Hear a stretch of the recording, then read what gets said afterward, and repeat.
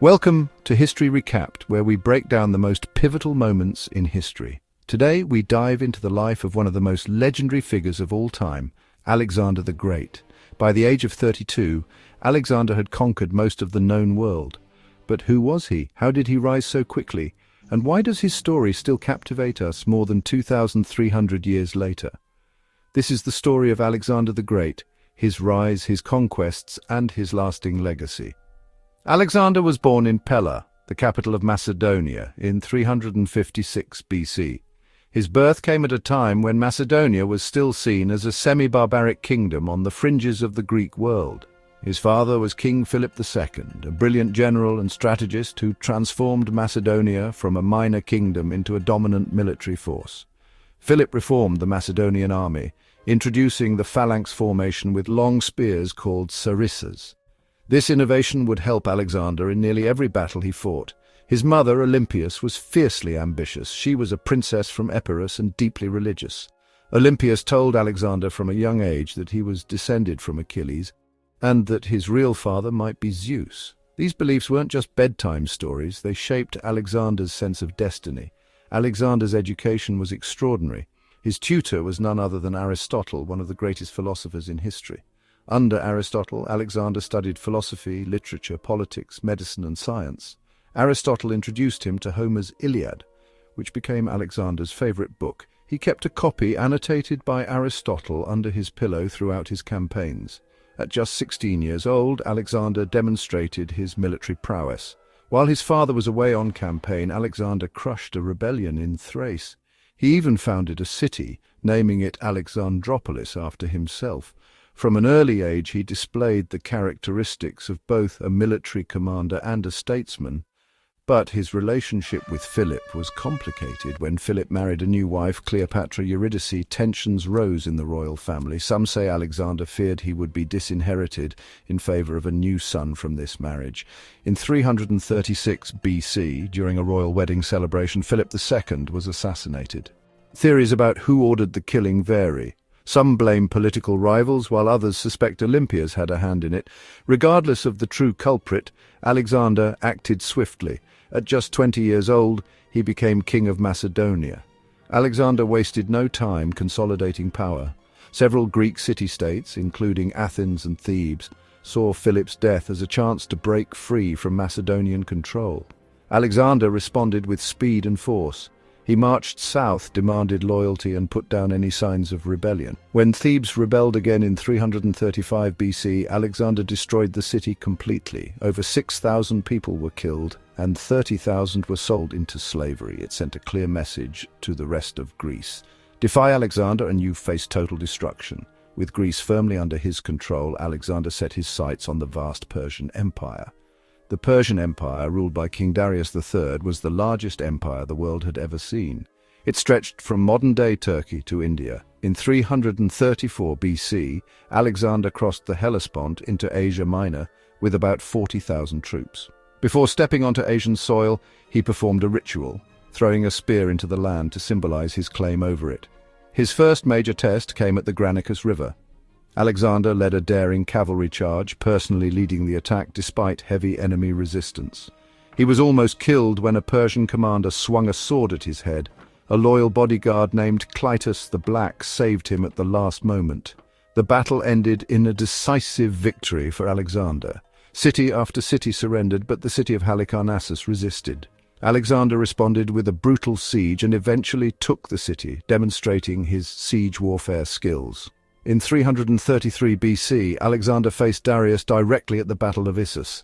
Despite being outnumbered, Alexander used superior tactics. He personally led a cavalry assault aimed straight at Darius, forcing the Persian king to flee. In the aftermath, Darius left behind his family, his mother, wife, and children. Alexander treated them with honor, providing for their needs and ensuring their safety. This act of chivalry earned him respect even among his enemies. Next came Tyre, a wealthy city on an island fortress. Alexander besieged Tyre for 7 months, building a massive causeway to reach the city walls. When his forces finally broke through, they massacred thousands. The siege of Tyre is still studied in military academies today as a masterpiece of siege warfare. After Tyre, Alexander turned south to Egypt, where he was welcomed as a liberator from Persian rule. The Egyptians crowned him pharaoh. At the Oracle of Tyre, Alexander was reportedly told he was the son of Zeus Ammon, confirming the divine heritage his mother had always claimed. Whether or not this was true, it further cemented Alexander's belief in his own destiny. In 332 BC, he founded Alexandria, destined to become one of the greatest cultural and intellectual centers in the ancient world. In 331 BC, Alexander faced Darius again at the Battle of Gaugamela, near modern-day Iraq. Darius commanded a massive force, some say over 100,000 troops with war chariots and elephants. But Alexander's strategic genius won the day. He exploited a gap in the Persian lines and led a decisive charge directly at Darius, causing him to flee once more. Shortly after, Darius was betrayed and murdered by his own generals. With Darius dead, Alexander claimed himself as the new king of Persia. Alexander wasn't finished. He pushed east, moving into Afghanistan and then into India. Along the way, he founded numerous cities, married local princesses, and encouraged his soldiers to do the same, promoting cultural integration. In 326 BC, he fought his hardest battle at the Hydaspes River against King Porus. Porus brought war elephants, a terrifying new challenge for Alexander's army. Despite the odds, Alexander won the battle. He was so impressed by Porus's bravery that he appointed him as a regional ruler rather than taking him prisoner. After years of conquest, Alexander's soldiers grew tired. They had marched over 11,000 miles and fought in countless battles. At the edge of the Indian subcontinent, they refused to go any further. Alexander agreed to turn back, but the journey home was perilous. He led his army through the Gedrosian desert, where thousands of men died from hunger and thirst. Some historians believe this was a deliberate test of loyalty. In 323 BC, Alexander returned to Babylon. He began planning new campaigns, including the conquest of Arabia. But suddenly he fell ill. Some say it was malaria. Others believe it was poisoning. After days of fever, Alexander died at just 32 years old. When asked who should succeed him, he is said to have whispered, "To the strongest." At the time of his death, Alexander ruled an empire stretching from Greece to Egypt, Persia, and India, the largest the world had ever seen. But he left no clear heir. His generals, known as the Diadochi, fought brutal wars over his empire, eventually dividing it among themselves. Alexander's impact on the world was profound. He spread Greek culture, language, and ideas across 3 continents. His conquests sparked the Hellenistic Age, blending Greek, Persian, Egyptian, and Indian cultures. This fusion led to advancements in science, art, architecture, and philosophy.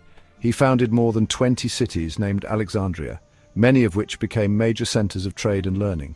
The most famous of these, Alexandria in Egypt, housed the Great Library and the Lighthouse of Alexandria, one of the 7 wonders of the ancient world. Alexander was both a visionary and a conqueror. Some saw him as a unifier, dreaming of a world where East and West were blended. Others saw a ruthless military leader driven by ambition. He could be merciful, honoring defeated kings and preserving cultures, but he could also be brutal, destroying entire cities to make an example. His life became the stuff of legend. Even today, military academies study his tactics, and leaders from Julius Caesar to Napoleon have looked to Alexander as a model of greatness. More than 2 millennia later, the world still remembers Alexander the Great. His story is a testament to the heights of human ambition and the dangers of unchecked power. Thank you for watching History Recapped. If you enjoyed this deep dive, don't forget to like, subscribe, and comment below. Tell us, which historical figure or event should we cover next? Until next time, keep learning and keep history alive.